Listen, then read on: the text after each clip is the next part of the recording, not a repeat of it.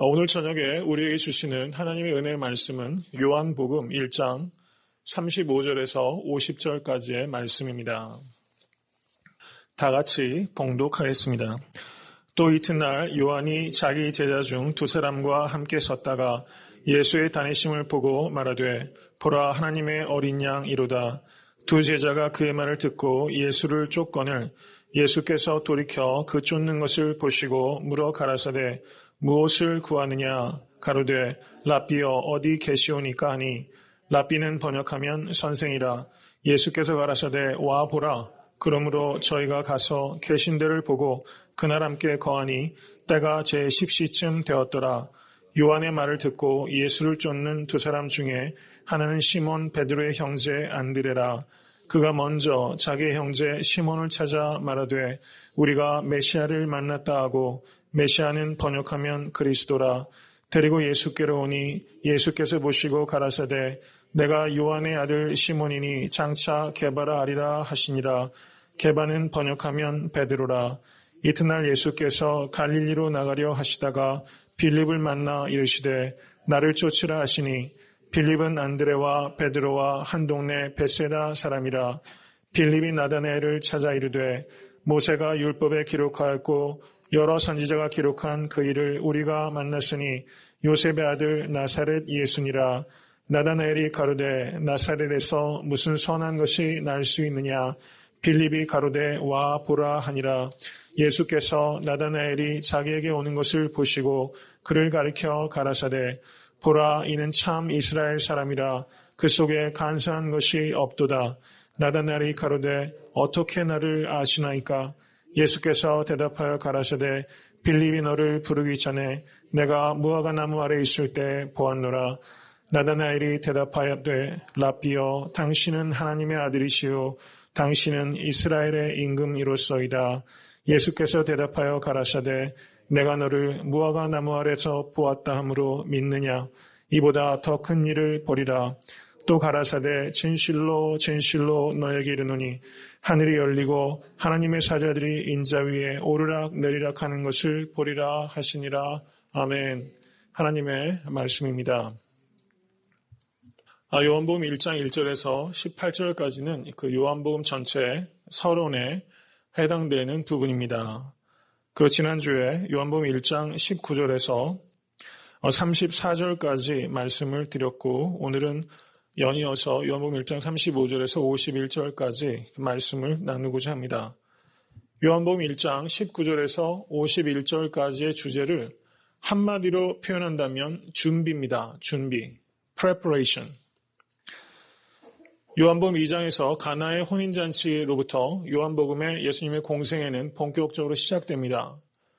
예수님께서는 공생의 사역을 시작하시기 전에 두 가지를 준비하셨습니다. 먼저는 성령 세례 받으셔야만 했습니다. 하나님의 아들이신 예수님조차 사역하시기 전에 성령 세례, 성령 충만 받으셔야만 했다는 것입니다. 그것이 지난주 말씀 1장 19절에서 34절까지의 말씀의 내용이라면 오늘 본문인 1장 35절에서 50절까지는 바로 예수님의 사역을 목격하고 또 증인이 될 제자들을 준비시키는 그런 과정이라고 말할 수 있는 것입니다. 그러므로 사역은 이 두 가지가 준비되어야 되는 것입니다. 성령께서 준비시키셔야 하고 또 사람이 준비되어야지만 사역을 시작할 수 있다는 것이죠. 우리가 각자의 삶 속에서 무엇인가를 준비할 때도 이 두 가지가 준비되어야지만 할 수 있다고 적용할 수 있겠습니다. 오늘 본문 말씀을 보시면 1장 35절 이하로 39절까지 내용을 보시면 이 내용은 1장 7절 말씀, 1장 7절에 사도 요한은 세례 요한의 사역을 설명하면서 자기를 인하여 믿게 하려 함이니라 이렇게 말하고 있습니다. 세례 요한의 삶의 목적은 because of him, 그를 통하여, 그 때문에 사람들이 예수를 믿게 하는 것이 평생의 삶의 목적이었던 것입니다. 이제 세례 요한이 어떻게 자기를 통하여 사람들이 예수를 믿게 되는지 그 과정을 오늘 본문 말씀 중에 하나인 35절부터 39절까지는 설명하고 있는 것입니다. 1장 35절을 보시면 이튿날이라고 언급되고 있습니다. 이 이튿날은 좀 성경을 따라서 이렇게 마크하시면 좋을 것 같아요. 29절에 이튿날이라고 언급되어 있습니다. 그리고 35절에 이튿날, 43절에 이튿날, 그리고 2장 1절에 이튿날, 사흘 되던 날에 이렇게 언급되면서 굉장히 급박하게 사건이 시리즈로 일어나고 있다는 것을 성경 기자는 명확하게 어떤 의도를 가지고 적고 있다는 것이죠. 이것은 이 모든 일련의 사건들이 이튿날, 사흘 되던 날에 아이위트니스, 눈으로 보고 목격한 것을 기록하고 있다는 것을 강력하게 주장하고 있는 것입니다. 요한이 자기 제자 중 두 사람과 함께 서 있었습니다. 근데 36절에 예수께서 다니심을 보고 말하되 보라 하나님의 어린 양이로다. 보라 behold 라고 세례 요한은 외쳤습니다. 참된 사역은 무엇입니까? 그것은 예수님을 바라보게 하는 것이 참된 사역입니다. 어떤 목회자가 참된 목회자입니까? 예수님만 바라보도록 하는 목회자가 참된 목회자인 것입니다. 교회에서 여러 성도님들께서 하시는 그 충성, 헌신의 진정성은 어디에 있습니까? 나를 보게 하는 것이 아니라 오직 보라, 하나님의 어린 양이로다. 예수 그리스도만 바라보게 하는 그런 사역, 그 사역이 참된 사역이라는 것을 우리가 항시 기억해야만 될 것입니다. 여기서 세례 요한은 보라 하나님의 어린 양이로다 이렇게 외침으로 말미암아 37절에 그 결과 두 제자가 그의 말을 듣고 예수를 쫓아갔습니다. 제가 일전에 말씀드렸던 것처럼 세례 요한의 삶 가운데는 표적은 없었습니다. 그런데 세례 요한의 진정한 표적은 무엇인가? 그것은 자기가 가장 아끼는 두 제자들을 자기를 떠나서 예수께로 보내는 그런 인격과 신앙, 이것이야말로 이 시대에 우리가 봐야 되는 기적 아니겠습니까? 여기에서 두 제자가 그의 말을 듣고 예수를 쫓았습니다. 세례 요한은 요한복음 3장 29절과 30절에서 신부를 취하는 자는 신랑이나 서서 신랑의 음성을 듣는 친구가 크게 기뻐하나 나는 이러한 기쁨이 충만하였노라. 그는 흥하여 하겠고 나는 쇠하여야 하리라 하니라. 이렇게 설교해왔던 것입니다. 그는 흥하여야겠고 나는 쇠하여야 하리라. 세례 요한은 자신이 이렇게 설교했던 것처럼 이제 자신의 가장 오른팔과 왼팔이라고 할 수 있는 두 제자를 예수님께 보냄으로 말미암아 자기는 쇠하여지고 예수님을 흥하게 하는 그런 일들을 하고 있다는 것입니다. 세례 요한은 자신이 설교한 대로 살아가는 그런 설교자였다는 것입니다. 제가 그런 목회자가 될 수 있도록 기도해 주시기를 부탁드립니다. 여러분들께서 이제 평신도 리더로서 양떼들 양육하고 치실 때 여러분들께서 가리키시는 대로 살아가는 그런 믿음의 본이 되시는 여러분 되실 수 있기를 간절히 축원합니다. 여기에서 제자 2명이 따라갔는데 그 중에 한 사람의 이름은 누구입니까? 안드레죠. 또 한 사람의 이름은 지금 익명으로 기록되어 있어요. 이 익명의 제자가 누구일 것 같습니까? 한번 권사님 누구일 것 같아요? 요한이요? 어떻게 하셨어요? 이렇게 배우셨어요? 네, 직관으로. 네. 여기 세례 요한의 그 제자가 두 사람인데 그 중에 한 사람은 안드레라고 이렇게 명시적으로 나와 있는데 그 한 사람이 익명입니다. 그런데 많은 학자들은 이 익명으로 되어 있는 사람이 바로 요한복음의 저자인 사도 요한일 것이다. 이렇게 주장하고 있어요. 저는 이것이 굉장히 신빙성이 있다고 생각이 됩니다. 느끼셨을지 모르겠는데요. 1장 35절을 보시면 요한이 자기 제자 중 두 사람과 함께 섰다가 여기에서 요한은 누굽니까? 세례 요한이죠. 근데 공관복음서에서는 세례 요한을 반드시 세례 요한이라고 표현합니다. 그런데 참 희한하게 요한복음에서는 세례 요한을 세례 요한이라고 얘기를 하지 않고 그냥 요한이라고 말하고 있어요. 특이한 것입니다. 저는 요한복음의 기자 사도 요한이 옛날에는 세례 요한의 제자였는데 이제 그 스승이 자신을 등 떠밀어서 예수께로 간 다음에 요한이란 이름을 마치 옛 스승에 대해서 헌정하는 것처럼 자신의 옛 스승을 우대하고 있고 그 존경심을 이렇게 표현하고 있다고 믿어집니다. 세례 요한의 기록이 가장 길게 나타나고 있는 부분이 바로 요한복음이라는 것을 생각하면 이 사도 요한은 예전에 그 스승이 자기를 떠나 예수를 따라가려고 하는 그 가르침이 지금 마음속에서 계속 크게 감동이 되고 있다는 것을 알 수가 있는 것입니다. 저는 여기에서 이 세례 요한이 안드레와 요한이라는 이렇게 충성되고 재능 있는 제자 둘을 잃는 것을 감수하고 이 사람을 예수께 보냈던 이 세례 요한의 인격, 이 인격이야말로 지금 우리에게 정말 배워야 될 명품 인격이다 이렇게 생각이 됩니다. 바로 이어지는 본문에서 안드레는 누구를 전도합니까? 베드로를 전도하게 됩니다. 그리고 익명으로 나타나고 있는 또 하나의 제자 사도 요한은 무엇을 씁니까? 요한복음과 요한서신과 요한계시록을 쓰게 되는 것이죠. 만약에 세례 요한이 안드레를 보내지 않고 요한을 보내지 않았다면 우리가 어떻게 베드로를 만날 수 있었겠으며 요한복음과 요한계시록은 누가 쓸 수 있었을까? 한번 생각해 보면 이 세례 요한의 이 행위가 얼마나 위대한 행위였으며 큰 결과를 가져왔는지를 다시 한번 생각해 볼 수 있는 것입니다. 이제 이 제자들이 1장 38절을 보시면 예수님을 쫓습니다. 그런데 예수님께서 뭐라고 묻습니까? 무엇을 구하느냐? 이 질문은 바로 이 저녁에 여러분에게 묻는 예수님의 질문입니다. 우리가 정말 예수님을 따라가기 원한다면 무엇을 구하느냐? What are you seeking for? What are you searching? What do you want?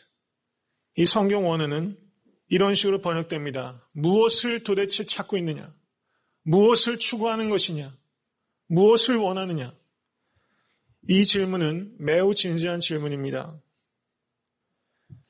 여기에 대해서 이 제자들은 뭐라고 대답합니까? 랍비여, 어디 계시니요까? 저는 이 말이 예전에 참 이해가 잘 안 되더라고요. 눈앞에 예수님께서 계신데 선생님 지금 어디 계십니까? 이게 잘 이해가 안 됐어요. 그래서 제가 성경 원어를 찾아보니까 이 계신다는 말이 무슨 뜻이냐면 매너, 거하다 이런 뜻입니다. 어디에 지금 stay하고 있습니까? 이런 뜻이에요.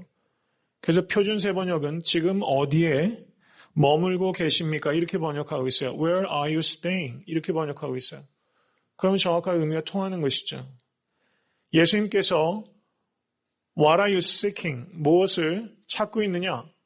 이렇게 물었을 때 제자들은 그 질문에 정확하게 대답을 하지 않고 Where are you staying? 어디에 머물고 계십니까?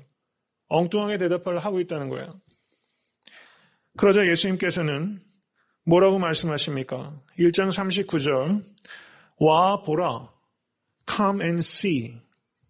굉장히 중요한 말입니다. 와 보라 이것은 매우 중요한 전도법입니다. 확신이 없는 사람은 이렇게 말할 수 없습니다.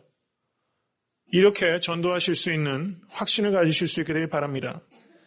1장 46절을 보셔도 빌립이 가로되 와 보라 come and see 라고 나다나엘을 부르고 있는 것을 알 수 있습니다. 와 보라 그러므로 저희가 가서 계신 데를 보고 그날 함께 거하니 때가 제10시쯤 되었더라 이렇게 말하면서 여기에 함께 거한다는 의미가 매우 중요하게 나타나고 있습니다. 예수님께서는 무엇을 구하느냐 이렇게 물었는데 제자들은 그것에 대해서 즉각적으로 대답하지 못했습니다. 그러자 예수님께서는 와 보라 라고 말하면서 자신이 거처하는 곳에 불러서 거기에서 머물 수 있도록 했다는 것이죠. 이것은 우리가 복음을 증거할 때 매우 중요한 어떤 가이드라인을 우리에게 주고 있습니다.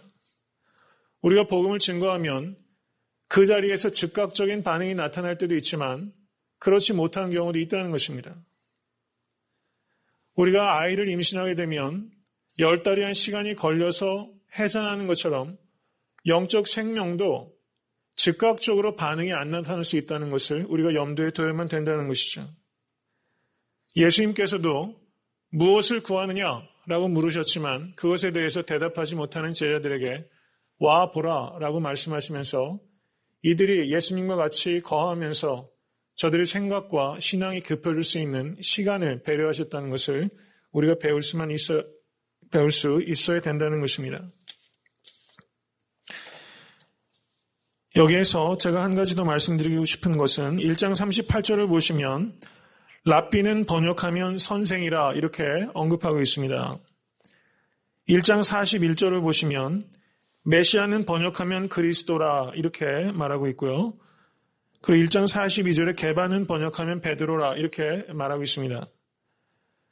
랍비 그리고 메시아는 히브리어입니다. 이것에 대해서 번역을 해주고 있어요. 이것은요. 그 요한복음을 읽는 독자들이 대다수가 히브리인들이 아니라 그 젠타일, 이방인들이라는 것을 의미하는 거예요. 그리고 게바란 말은 그 아람익입니다. 아람익은 그 당시에 그 스포큰 랭귀지예요. 말하는 언어가 유대인들이 아람익을 많이 썼어요. 그렇기 때문에 그리스 스피킹 하는 사람들, 그리스어를 쓰는 사람들은 이 의미를 모르기 때문에 사도 요한은 이것을 친절하게 번역하고 있다는 뜻입니다. 이 본문 전체에서 이거는 굉장히 사소한 거지만은 우리가 교회에서 성도들을 섬길 때 얼마나 세세한 부분까지 배려하는 것이 중요한가라는 것을 생각해 보게 됩니다. 가령 이를테면 교회에 정말 초신자들께서 오시면 사도신경이 뭔지 주기도문이 뭔지 기도는 어떻게 해야 되는지 아무것도 모르세요. 여기에서 메시아는 번역하면 그리스도라, 게바는 번역하면 베드로라, 페트러스, 반석입니다. 이런 것을 알려주고 있다는 것은 우리가 초신자를 대할 때 어떤 태도와 배려를 가져야 되는가 이것을 우리에게 말씀해주고 있다 이렇게 생각할 수 있는 것입니다. 여기서 예수께서 come and see라고 말씀하셨어요. 예수님께서는 믿지 않는 자들에게는 오라라고 말씀하시고 믿는 자들에게는 가라라고 말씀하신다는 겁니다. 예수님께서는 마태복음 11장 28절에서 30절에 이렇게 말씀하셨습니다. 수고하고 무거운 짐진 자들아 다 내게로 오라. 내가 너희를 쉬게 하리라. 나는 마음이 온유하고 겸손하니 나의 멍에를 메고 내게 배우라. 그리하면 너희 마음이 쉼을 얻으리니 이는 내 멍에는 쉽고 내 짐은 가벼움이니라 하시니라. 예수님께서 오시라고 하는 음성에 들으실 수 있게 되길 간절히 바랍니다. C.S. 루이스는 우리에게 닥치는 고난을 하나님께서 내게 가까이 오라라고 부르시는 메가폰이라고 그렇게 말했습니다. 여러분들의 삶 가운데 그 고난의 의미는 여러분들에게 come near, 나에게 가까이 오라라고 부르시는 하나님의 큰 음성으로 이해하실 수 있게 되기를 간절히 바랍니다. 제자도의 첫걸음은 무엇입니까? 그것은 예수님과 같이 거하는 것입니다. 마가복음 3장 13절에서 15절 말씀을 보시기 바랍니다. 다 같이 봉독하겠습니다.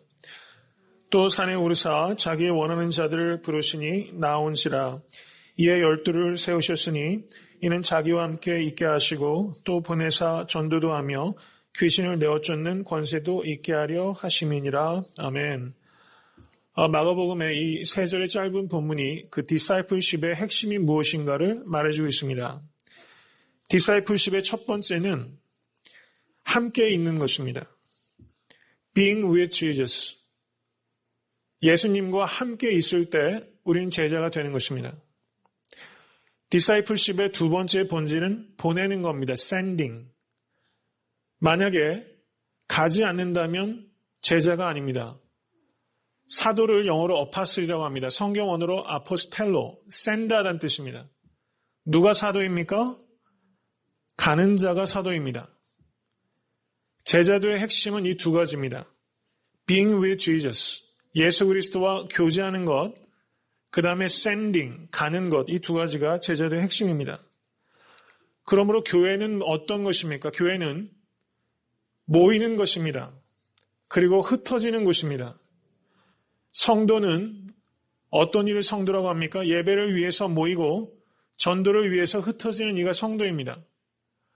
만약에 교회가 모이기 힘쓰지 않으면 교회일 수 없고 교회가 전도와 선교를 위해서 보내지 않으면 교회일 수 없는 것입니다. 그러므로 참된 교회는 모이는 것과 흩어지는 것, 이 두 가지가 조화롭게 이루어지는 것이 참된 교회라고 할 수 있는 것입니다. 여기에서 함께 있을 때 우리가 길러지는 것은 무엇입니까? 그것을 영성이라고 말하는 것입니다. 예수 그리스도와 함께 있을 때 우리는 영성이 길러집니다. 그리고 보냄을 받아서 무엇이 길러집니까? 야성이 길러지는 것입니다. 그래서 건전하고 능력 있는 신앙은 이 두 가지 차원이 조화를 이루는 것입니다. 주님과 함께 있는 것을 영성이라고 말씀드렸는데 이것을 다른 말로 하면 inward journey입니다. 신앙은 내면으로 들어가는 여행이 있습니다. 그 다음에 sending, 가는 것은 outward journey입니다. 세상으로 가는 여행. 그러므로 진정한 신앙인은 이 두 가지 여행을 끊임없이 반복하는 사람입니다. inward journey, 자기 내면 깊숙이 들어가서 예수 그리스도와 독대하는 신앙. 변화산 위로 가는 것입니다. 그리고 거기서 공급받은 힘과 능력과 소명을 가지고 변화산 아래로 내려가서 sending, outward journey, 세상으로 여행하는 이 두 가지 여행. 이 두 가지가 계속적으로 반복되면서 우리는 영성이 깊어지게 되는 것입니다. 이 두 가지 차원에서 성도님들의 신앙을 한번 검토해 보실 수 있게 되기를 간절히 바랍니다. 이제 1장 41절을 보시면 그가 먼저 자기의 형제 시몬을 찾아 말하되 우리가 메시아를 만났다 했습니다. 오늘 본문 말씀을 통해서 제자들이 누가 먼저 제자가 됩니까? 안드레가 제자가 됩니다. 베드로가 제자가 됩니다. 빌립이 제자가 됩니다. 나다나엘이 제자가 됩니다. 그리고 익명으로 있는 요한이 제자가 됩니다. 5명이 제자가 되고 있는 과정이 기록되어 있습니다. 그런데 이 5명을 부르는 방식이 다 다르고 이 5명이 반응하는 방식이 다 다르다는 것을 우리가 봐야 되는 것입니다. 그러므로 전도는 천편일률적인 어떤 수학적인 공식으로 하는 것이 아니라 그 사람 한 사람 한 사람의 경우를 깊이 살펴보는 사랑의 눈이 있을 때 전도가 이루어진다는 것을 우리는 알아야만 되는 것입니다. 방법론 중요합니다. 그렇지만 방법론 이전에 사랑이 있어야지만 전도가 된다. 이것을 오늘 본문을 통해서 우리가 배워야만 되는 것입니다. 여기에서 1장 41절을 보시면 그가 먼저라고 말하고 있습니다. 안드레가 먼저 전도한 사람이 누구입니까? 베드로죠. 이 먼저란 말은 이 안드레가 베드로를 전도한 다음에 그 다음에 누구를 전도했다는 것을 암시하는 거죠. 그 다음엔 누구를 전도했겠습니까? 그 다음에는 아래 보시면 1장 43절 이튿날 예수께서 갈릴리로 나가려 하시다가 빌립을 만나셨죠. 빌립이 안드레의 전도를 통해서 예수 그리스도를 만나게 된 것이다. 이렇게 해석을 많이 하고 있습니다. 이것은 매우 타당성 있는 해석이라고 생각이 됩니다. 여기에서 이 안드레라는 사람 우리가 봐야 되는데요. 안드레는 전도자의 모델을 제시합니다. 자기의 형제 시몬을 찾았습니다. 여기에 찾았다는 단어가 굉장히 중요한 것입니다. 1장 45절을 보셔도 빌립이 나다나엘을 찾았습니다. 이 안드레가 예수님을 쫓았을 때 예수께서 뭐라고 말씀하셨습니까? 무엇을 구하느냐? 이렇게 예수님께서 물었죠. 이제 이들이 예수님과 거한 다음에 이들이 누구를 찾고 있습니까? 잃어버린 영혼을 찾고 있습니다. 우리가 왜 예수께로 갑니까? 우리가 예수님 만나서 거하고 잃어버린 영혼을 찾는 것입니다. 잃어버린 영혼을 구하시는 여러분과 제가 될 수 있게 될 간절히 바랍니다. 여기서 안드레는 1장 42절을 보시면 우리가 메시아를 만났다. 이렇게 말하면서 데리고 예수께로 오는 사람입니다. 안드레는 예수께 데리고 오는 사람입니다. 중매를 잘하는 사람이에요. 요한복음 6장 8절에서 9절 말씀을 한번 보시기 바랍니다. 다 같이 읽겠습니다. 제자 중 하나 곧 시몬 베드로의 형제 안드레가 예수께 여짜오되 여기 한 아이가 있어 보리떡 5개와 물고기 2마리를 가졌나이다. 그러나 이것이 이 많은 사람에게 얼마나 되겠사옵나이까? 이렇게 말하고 있어요. 안드레는 가진 것을 예수께 가져오는 사람이에요. 그 요한복음 12장 20절에서 22절을 보시면 헬라 사람들이 왔을 때, 명절 때 이 안드레가 이 사람들을 예수께 데리고 갔습니다. 안드레는요, 시몬의 형제 안드레라고 소개가 되는 그림자 같은 사람입니다. 그런데 이 안드레는 참으로 귀한 성품과 사역을 하고 있어요. 이 사람은 누구들 만나더라도 예수께 데리고 가고 자기가 갖고 있는 것이 아무리 작은 거라도 그것을 예수께 가지고 가는 사람입니다. 그래서 베드로를 데리고 가서 베드로가 기적의 사람이 되고 이 안드레가 가지고 있었던 오병이어가 소년의 것이었지만 그것을 예수께 가져감으로 말미암아 기적의 도구를 예수님께 드리는 것이죠. 안드레와 같은 사역을 하실 수 있는 여러분 되실 수 있기를 간절히 바랍니다. 여기에서 이 안드레를 통해서 배우는 것은 관계 전도의 중요성입니다. 우리가 대중 전도를 하는 것보다 더 중요한 것은 자기의 형제부터 전도하는 것입니다. 관계 중심의 전도가 가장 1차적이고 효율적이라는 것을 우리는 안드레를 통해서 배울 수 있게 되는 것입니다. 이제 1장 42절을 한번 보시기 바랍니다. 1장 42절을 보시면 예수께서 보시고 가라사대 이렇게 말씀하고 계세요. 1장 47절을 보셔도 예수께서 나다나엘이 자기에게 오는 것을 보셨다 이렇게 기록하고 있습니다. 예수는 보시는 분이에요. 무엇을 봅니까? 잠재력을 보시는 분이라는 겁니다. 여러분 미국 대통령 중에 아이젠하워 대통령이 있었죠. 이제 군 장성이었습니다. 근데 아이젠하워와 또 쌍벽을 이루는 사람이 메가더 장군인데요. 메가더 장군과 이 아이젠하워는 굉장히 인생 역정이 판이하게 다르다고 합니다. 이 메가더 장군이 그 웨스트 포인트를 졸업할 때 전체에서 수석으로 그 졸업을 했다고 그래요. 근데 아이젠하워는 61등을 했다고 합니다. 그럼 메가더가 50세 때 대장 승진을 했는데 이 아이젠하워는 51세에 대령 승진밖에 못했다는 거예요. 그리고 이 메가더가 근데 나중에는 트루먼 대통령과 의견이 차이가 생겨서 노병은 죽지 않고 다만 사라질 뿐이다 이렇게 이야기하고 퇴역 장군이 됐는데 그 뒤에 아이젠하워는 어떻게 됩니까? 미국 34대 대통령에 당선돼서 8년을 그 미국을 다스리고 전 세계를 다스리는 그런 대통령이 되죠. 50세 때 대장으로 진급했던 메가더, 51세 대령밖에 되지 못했던 아이젠하워가 인생의 대역전이 벌어지게 되는 것이죠. 그래서 이것은 이와 같이 아이젠하워 같이 대기만성이 되는 사람을 late bloomer 이렇게 영어로 표현을 한다고 합니다. 저는 예수님께서는 이 아이젠하워 같은 사람을 바라보시는 눈을 가지셨다 이렇게 보여집니다. 베드로와 같이 평생 험한 노동에 시달리면서 살아온 이 베드로 안에서 반석을 보시는 그와 같은 눈을 갖는 그런 사람이야말로 지도자라고 생각이 됩니다. 여러분의 자녀를 보실 때도 교회 성도를 보실 때도 그리고 저 역시 이와 같이 잠재력, 가능성을 보아주는 그런 눈을 가지실 수 있게 되기를 간절히 바랍니다. 이제 1장 43절을 한번 보시기 바랍니다. 예수님께서 갈릴리를 나가려 하시다가 빌립을 만납니다. 그리고 나를 쫓으라 이렇게 말씀하셨습니다. 그러자 1장 45절에 빌립이 나다나엘을 찾아 나섭니다. 그리고 나다나엘에게 빌립이 전도할 때 1장 45절을 다 같이 한번 보겠습니다.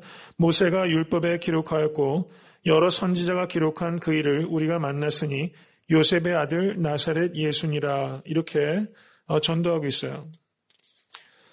안드레는 베드로에게 전도할 때 우리가 메시아를 만났다 이렇게 단순하게 증거했는데 이 빌립은 나다나엘에게 전도할 때 예수님께서 구약 말씀에 성취라는 것을 이렇게 말씀하신 거예요.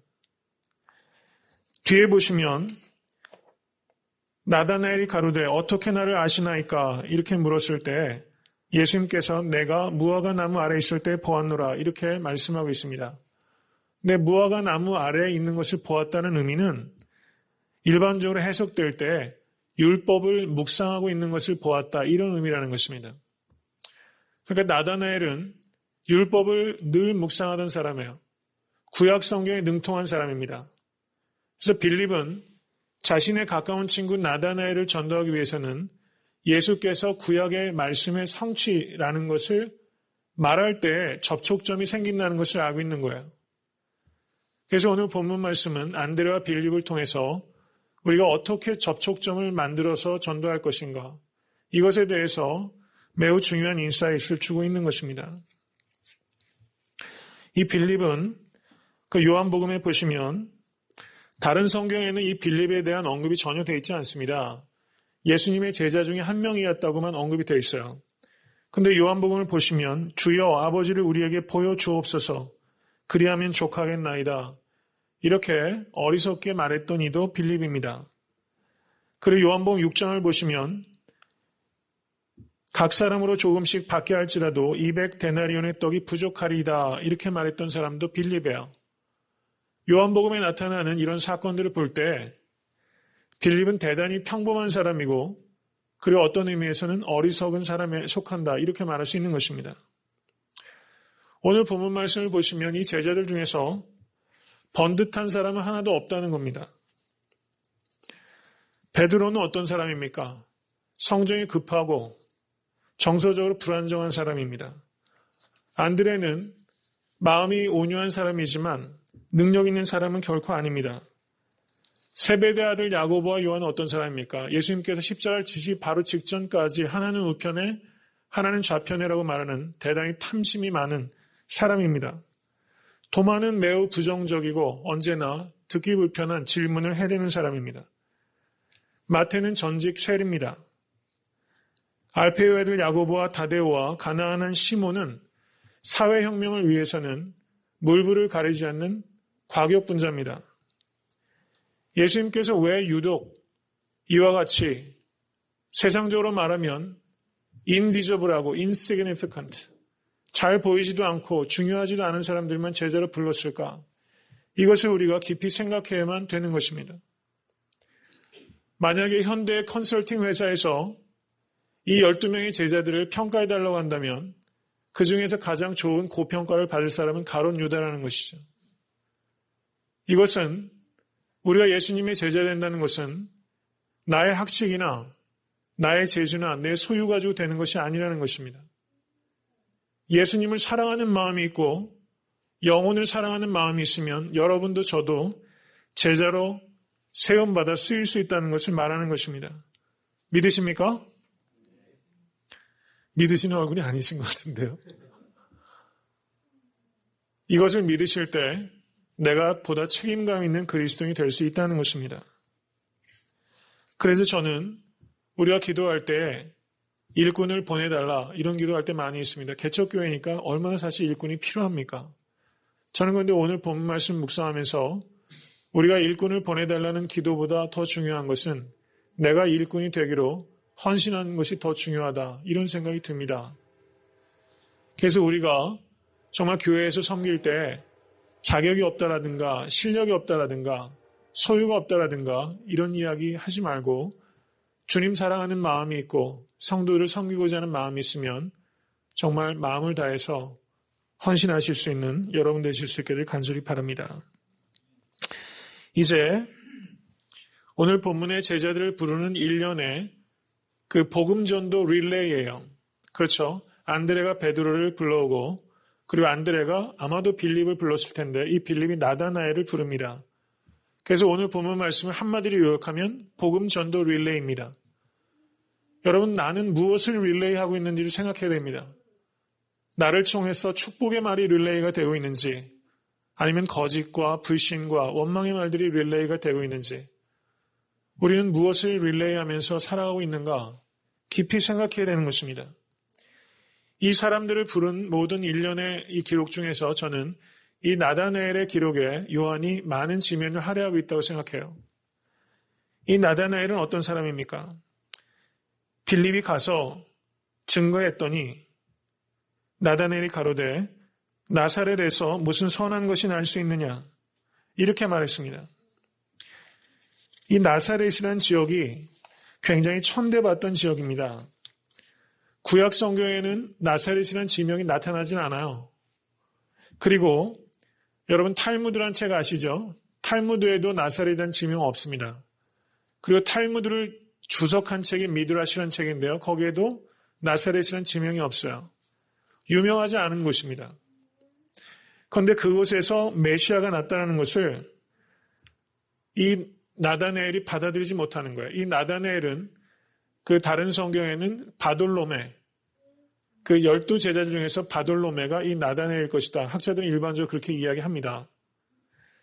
이 나사렛은 구약에는 전혀 언급도 없고 경제적으로 정치적으로 전혀 비중이 없는 그런 도시예요. 근데 거기서 예수께서 나셨다는 겁니다. 여러분 제가 일전에 한번 마가복음 성경 공부할 때 그 말씀 드렸는데요. 여러분 예수님께서 어디에서 태어나셨습니까?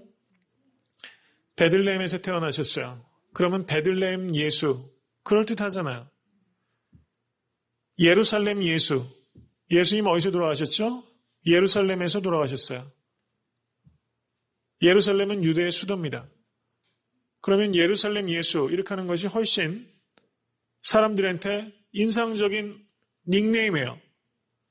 근데 예수님께서는 사도행전 22장 8절을 보셔도 주여 니시이니까 그렇게 묻자 가라사대 나는 내가 핍박하는 나사렛 예수라 이렇게 말하면서 예수 자신께서도 자신을 나사렛 예수라고 칭하고 초대교회 모든 성도들이 예수님을 지칭할 때 나사렛 예수라고 호칭하고 있는 것은 우연이 아니라는 것입니다. 그럼 여기에서 우리는 이 의미를 알아야 돼요. 나사렛은 무엇입니까? 선입견입니다. 편견입니다. 나사렛에서 무슨 선한 것이 날 수 있겠나이까? 예수는 무엇입니까? 진리입니다. 나사렛이라는 편견을 깨지 못하면 예수를 못 만나는 것입니다. 우리가 신앙생활을 수십 년을 해도 나사렛에 사로잡혀 있으면 저 사람 나사렛 출신이래.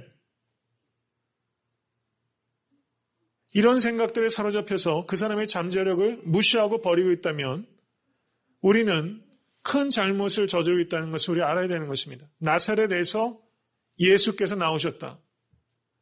나사렛에서 예수는 나오셔야만 했다. 이것을 우리가 깨달아야만 되는 것입니다. 예수님께서는 말구유에 태어나셨습니다. 십자가에 달리셨습니다. 진리는 편견을 깨뜨리는 것입니다. 우리가 이것을 깊이 생각하면서 사람들은 끊임없이 편견을 세웁니다. 여러분들께서 가지고 있는 편견 반드시 있습니다. 편견 없는 사람 한 사람도 없습니다. 오늘 이 저녁에 내가 성도들에 대한 편견, 교회에 대한 편견, 나라와 민족에 대한 편견, 인종에 대한 편견, 만약에 그런 것들을 우리가 가지고 있다면 그 편견 깨뜨리지 못하면 예수님 받아들일 수 없다는 뜻입니다. 이것을 우리가 깊이 생각해야 됩니다. 그런데 빌립이 말합니다. 참 좋은 친구가 있어야 돼요. 빌립이요. 형식적으로 전도 안 하면 에이 그냥 가요. 근데 빌립이 뭐라고 합니까? 46절 보세요. 빌립이 가로되 와 보라. Come and see. 나다넬 똑똑해가지고요. 빌립이 자기는 별 볼 일 없어요. 길게 얘기해봐야 꼬투리만 잡히는 거예요. 그런데 어때요? 이 빌립은 예수님 만났잖아요. 예수님 만난 사람은요. Come and see라고 할 수 있어요. 만약에 우리가 Come and see라고 못하고 있다면 예수님 만나지 않은 것일 수 있다는 걸 우리가 받아들여야 돼요. 요한복음 4장에서 사마리아 여인이요. 우물가에 갈 때 사람들 피해서 정오에 혼자 가서 우물에서 물 깃던 여인입니다. 저가 예수님 만났으니까 어때요? 사람들한테 가가지고 예수님 막 전하지 않고는 견딜 수가 없어요. 그래서 사람들이 신기한 거예요. 도대체 뭔 일이 벌어진 거야? What happened? 궁금해서 나오지 않습니까? 예수님 만나면요. 그런 패션이 생겨요. Come and see. 부끄러움도 없습니다. 두려움도 없습니다. 저는 정말 여러분과 저에게 Come and see. 내가 예수님 만났다. 내가 메시아 만났다. 우리가 내용보다 중요한 건요. 저는 어떤 의미에서 이 감격이라고 생각해요. 우리가 논리로 얘기하려고 한 데서 힘이 빠져요. 가서 와 보라. 이렇게 말할 수 있는 여러분과 제가 될 수 있기를 간절히 바랍니다. 이 빌립, 이 친구가 이렇게 뜨겁게 말할 때 뭔가 있다. 나다나엘이 나사렛에서 선한 것이 나올 수 없는데 이 나다나엘이 그러니까 어때요? 이 나다나엘한테 참 좋은 게 있었던 거예요. 자기 생각이 정확히 있지만 그게 다는 아니라는 거예요. 그래서 1장 47절 보세요. 예수께서 나다나엘이 자기에게 오는 것을 보시고, 여러분 요한복음 9장을 보시면 날 때부터 소경된 자가 눈을 뜨는 사건에 대한 기록입니다. 눈을 뜬 이 소경이 예수님을 믿자 저가 출교당합니다. 그때 예수님께서 이 사람이 출교당했을 때 찾아가세요. 그래서 그 사람을 만납니다. 소경된 자가 주여 누구시오니까 내가 믿고자 하나이다 이렇게 말해요. 그래서 38절에 주여 내가 믿나이다 하고 절했습니다. 그런데 바리새인들은 육체적인 눈을 떴지만 실제는 소경이라는 거예요. 소경이었던 자는 실제는 육체적으로는 피지컬리는 소경이지만 영적으로는 눈 떴다는 겁니다. 그래서 바리새인들이 예수님께 묻죠. 우리도 소경인가? 예수께서 가라사대 너희가 소경되었으면 죄가 없으려니와 본다고 하니 너희 죄가 그저 있느니라 이렇게 말했던 것이죠. 이 나다나엘은 이 바리새인과는 달랐던 거예요. 자기 생각이 정확히 있었어요. 날마다 무화과 나무 밑에서 묵상하던 진실한 사람입니다. 그런데 내가 경건한 것이 나를 위험하게 할 수도 있다는 거예요. 내가 하는 열심이 나를 가두게 할 수 있다는 겁니다. 나다나엘은 어떤 의미에서는 그 위험한 상태에 있었어요. 그런데 지금 come and see. 그런데 어떻습니까? 나다나엘이 나 안 가 이렇게 말하지 않고 예수께 왔다는 겁니다. 전 이게 참 중요하다고 생각해요.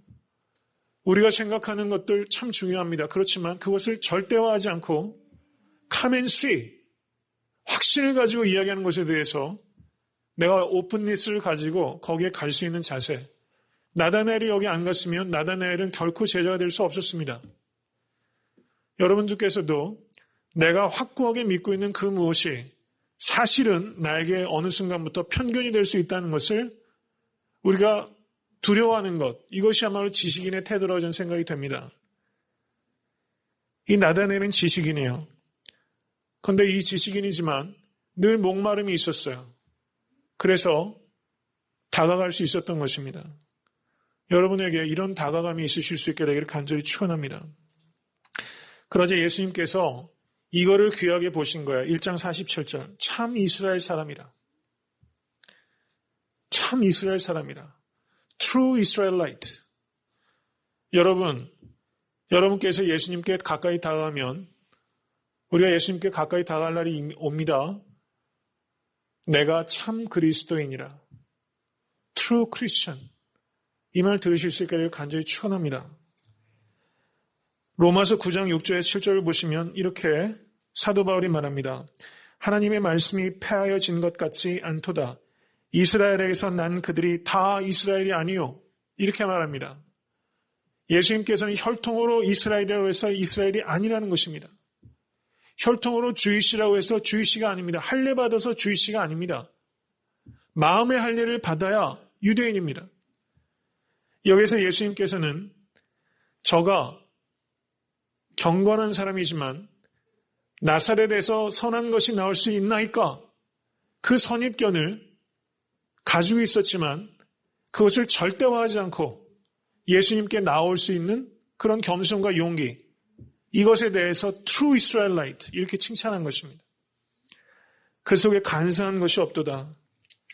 이렇게 말씀하셨던 것이죠. 그러자 1장 48절에 나다나엘이 어떻게 나를 아시나이까? 어떻게 나를 아시나이까? 그러자 1장 48절에 주님께서 뭐라고 말씀하십니까? 빌립이 너를 부르기도 전에 내가 무화과 나무 아래 있을 때 보았노라. 이 말씀 깊이 생각해 보실 수 있게 되길 바라요. 장 집사님, 예수님께서 어떻게 나를 아시나이까? 죄송하니까 너무 좋아요. 어떻게 나를 아시나이까? 이런 마음이 드시잖아요. 내 고통을 아시나이까? 내가 무화과 나무 아래 있을 때 보았노라. 집사님 예전에 남편 잡으셨던 손 놓고 수술 들어갈 때 아무도 몰라요. 근데 내가 그 자리에 있을 때 내가 보았노라. 주님께서 아신다는 거예요. 디바인 날리지가 있습니다. 우리가 하늘 끝에 가도 바다 끝에 가도 주님께서는 거기 계신다고 말씀하셨어요. 나의 앉고 일어섬을 아시고 나의 길과 눕는 것을 아시고 믿으십니까? 이 지식이 너무 기이하다고 시편 기자는 말해요. 내가 무화과 나무 아래 있을 때 보았노라. 여러분 지금 여러분이 계신 무화과 나무 어디세요? 여러분만 아는 게 있잖아요. 나만 하나님 앞에 울부짖는 그게 있잖아요. 목사님도 모르고 다른 성도님도 모르고 말할 수도 없는 나의 무화과 나무. 그 무화과 나무 아래 있는 것을 빌립이 너를 부르기 전에 내가 보았노라. 이 나다나엘이 거기에 무너지는 겁니다. 이 지식이 내게 너무 기이하니 높아서 내가 능히 미치지 못하리이다.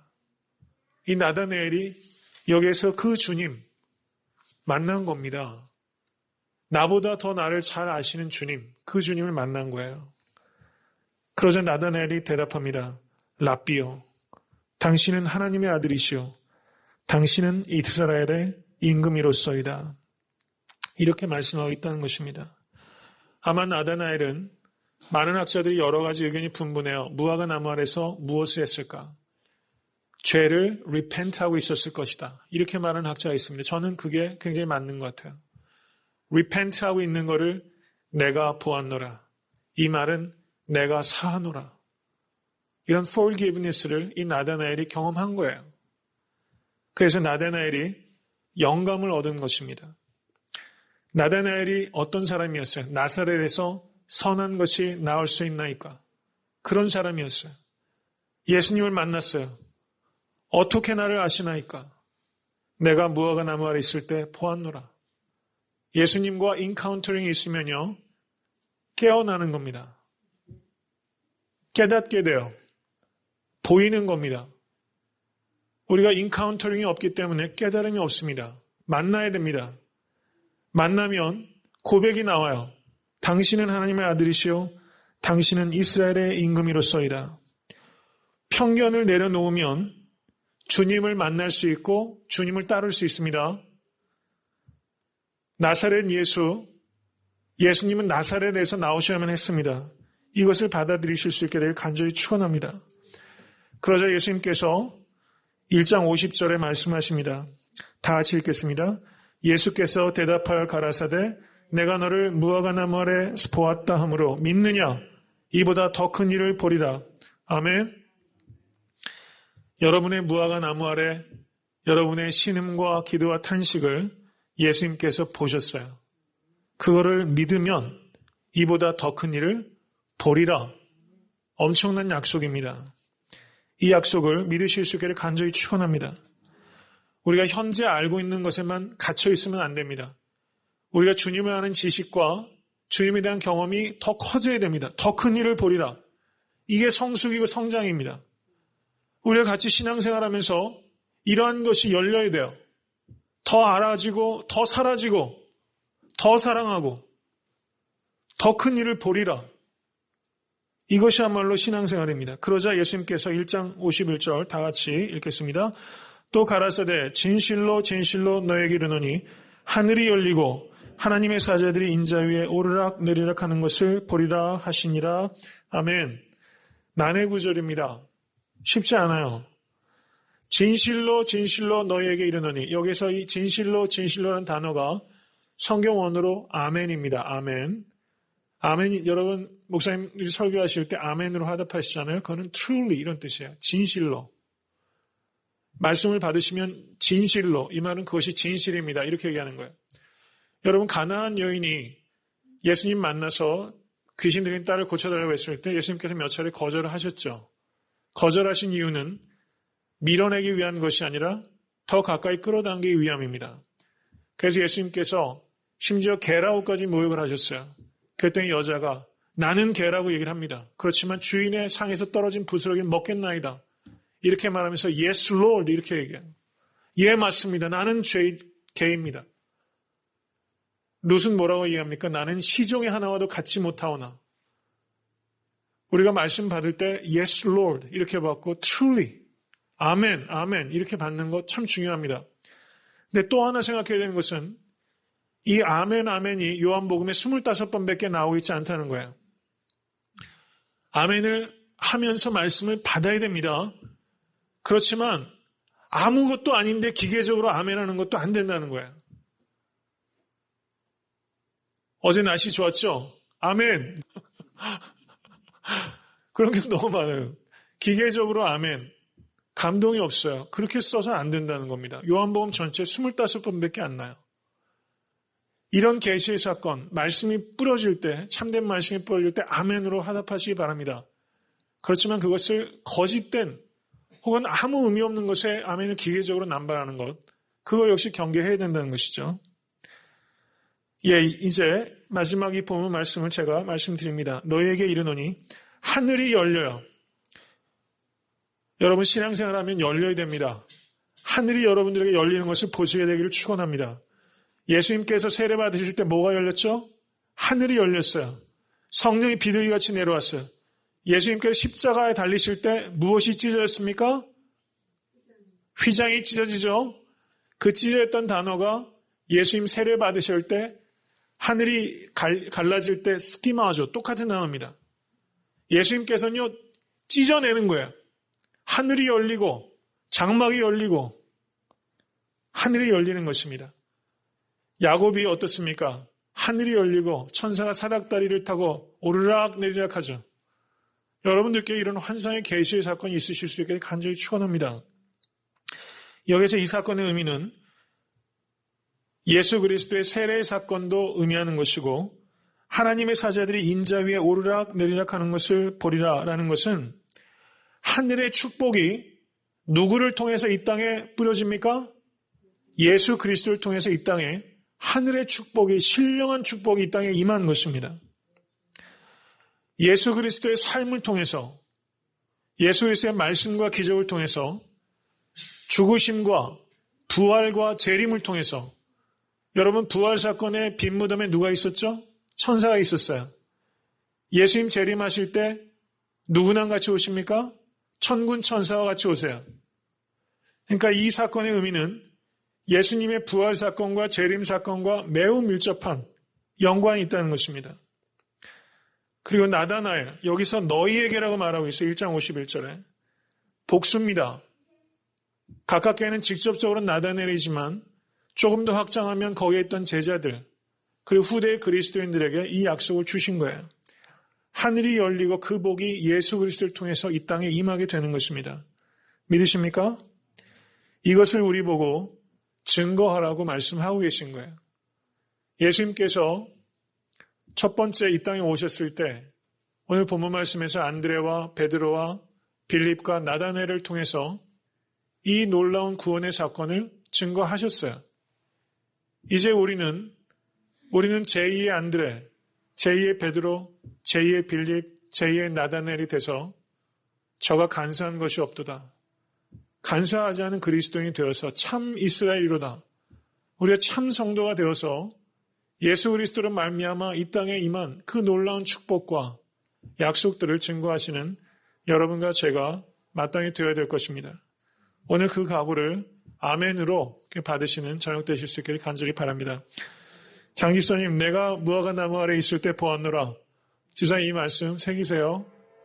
네, 그러면 위로를 얻으실 것입니다.